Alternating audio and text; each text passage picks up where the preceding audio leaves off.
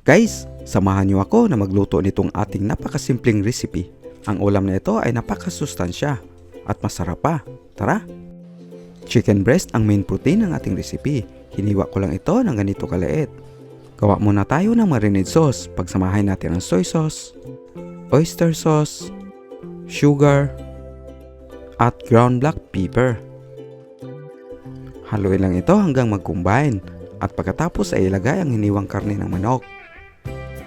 Haluin lang natin to hanggang mabalot ang karne ng manok dito sa ginawa nating sauce. I-marinate pa natin to at least 10 minutes bago iluto. Ang sunod natin ihanda itong bawang, hiwain lang natin ng maliliit na piraso at pati itong sibuyas, hiwain ng maliliit na piraso. Ang red bell pepper ay hiwain lang ng pie strips. Itong okra, i-disregard natin ang pinakamatigas na bahagi at i-slice natin ito diagonally.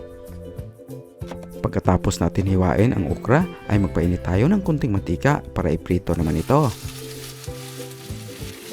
Iprito natin to ng ilang minuto over high heat hanggang half cook lang at pagkatapos ay ating hanguin. Maglagay tayo ng kunting mantika ulit dito sa kawali upang igisa naman ang hiniwang bawang ng ilang segundo o hanggang mabango nito. Igisa na rin natin ang hiniwang sibuyas ng ilang segundo. Antayin lang natin itong lumambot. Ilagay na natin ang marinated chicken breast. Igisa lang natin to ng ilang minuto dito sa ating aromatics. Antayin lang natin itong mag-iba ang kulay at pagkatapos ay lagyan natin ito ng cooking wine. Haluin saglit at isimmer ang karne for 10 minutes over medium low heat. Pwede nyo ito takpan sa pag-simmer. After 10 minutes, ilagay na natin ang hiniwang bell pepper.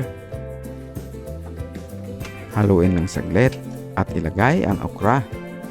Lagyan natin ito ng soy sauce at oyster sauce. Haluin lang natin para pantay-pantay ma-distribute ang ating pampalasa dito sa ating niluto. Huwag lang natin i-overcook ang okra para firm pa rin ito pag kinain at masarap. Naglagay tayo dito ng toasted garlic for extra flavor sa ating niluto. Well cook na ang ating recipe. Napakadali lang gawin, di ba? Ilipat na natin to sa serving dish. Kung bago lang kayo sa ating channel, mag-subscribe ka na. At pakipindot sa notification bell para lagi po silang updated sa aming mga bagong videos.